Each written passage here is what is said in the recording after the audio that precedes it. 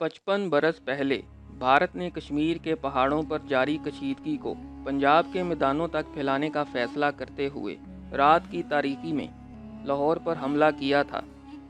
भारतीय हुक्मरान ये समझते थे कि अब पाकिस्तान पर फैसला कुन वार का ये अच्छा मौका है।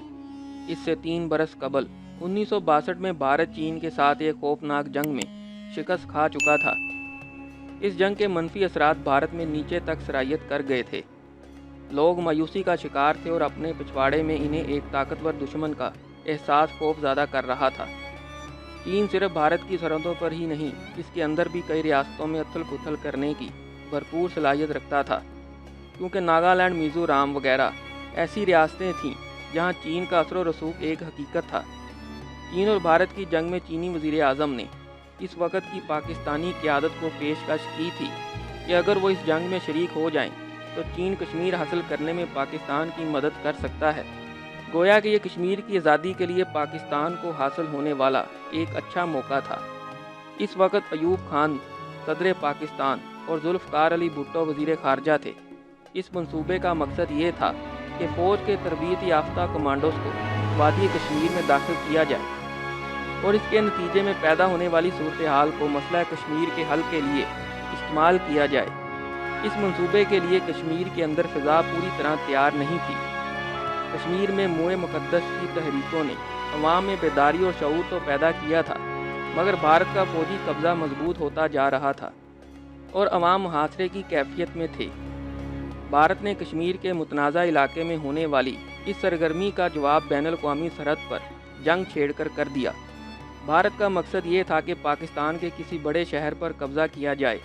इसी हिकमत अमली के तहत वाघा और सियालकोट के महाजों पर भारतीय फ़ौज ने पेशकदमी की कोशिशें की। भारत ने टैंकों की बड़ी तादाद को पाकिस्तान के मैदान की तरफ धकेल दिया। दुनिया ये देखकर दंग रह गई कि पाकिस्तान की फ़ौज भारत के मुकाबले के लिए पहले से तैयार थी। पाक फ़ौज के बहादुर जवान जिस्मों से बारूद बांधकर टैंकों के आगे लेटते रहे।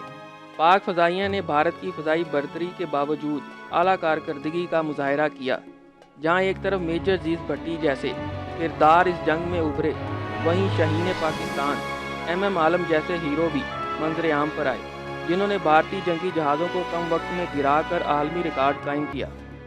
भारतीय जर्नेलों ने लाहौर जिमखाना में शराब व कबाब की महफिलें मुनक्कद करने का ऐलान कर रखा था, मगर इन्हें यह अंदाज़ा नहीं था कि इनका वास्ता और मुकाबला एक ऐसी कौम से है कि जज्बा जहाद जिसका मजबूत हथियार है और शौक़ शहादत जिसकी तमन्ना है, इस जज्बे और सोच का मुकाबला मादी कुव्वत से मुमकिन नहीं होता।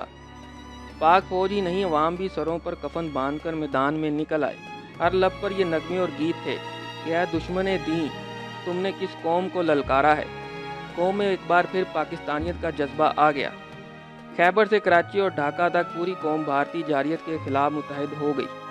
सियासी, इलाकाई और सूबाई तासुबात कहीं पीछे रह गए और लोग सिर्फ पाकिस्तानी और मुसलमान बनकर दुश्मन के मद्दे मुकाबल खड़े हो गए।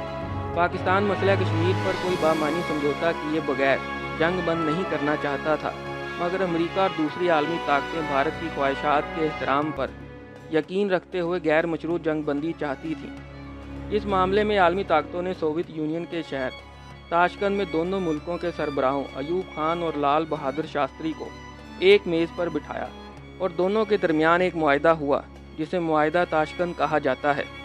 पाकिस्तान और भारत के दरमियान ये मुआहदा असल मसले को हल करने में मावन साबित ना हो सका और कश्मीर बदस्तूर हालात की सलीब पर झूलता चला गया।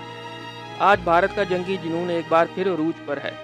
चीन और पाकिस्तान के साथ इसकी खटपट आज भी जारी है। पाकिस्तान तो भारत के साथ हालते जंग में है और अगले माह साल एक भरपूर जंग का इशारा दे रहे हैं। मकबूजा कश्मीर में यकतरफा इक़दामात ने पाकिस्तान को आखिरी गोली, आखिरी सांस और आखिरी सिपाही तक जंग की फ़िलॉसफी अपनाने और इसके बरमला इजहार पर मजबूर किया है। पाक फ़ौज ने भारत की मुसल्लत करदा प्रॉक्सी जंगों को ऑपरेशनों के ज़रिए नाकाम बना दिया है और यूं पाकिस्तान के खिलाफ दुश्मनों की साजिश उन्हीं पर उलट दी गई है। बालाकोट हमले के जवाब ने बता दिया है कि आज पाकिस्तान 65 वाला नहीं, बल्कि सरसे में पुलों के नीचे से बहुत सा पानी बह गया है। अभिनंदन की चाय की चुस्कियाँ और आलम बेबसी में कुलभूषण यादव के एतराफ़ जुर्म जैसे मनाजर ज़्यादा दूर की बात नहीं। آج پاکستان دنیا کی 7ویں بڑی ایٹمی طاقت ہے۔ اس لیے آج کے یوم دفاع کا پیغام یہ ہے کہ دشمن نے کوئی مہم جوئی کی تو پاکستان اپنی پسند کا محاذ اور اپنی پسند کا ہتھیار استعمال کرے گا۔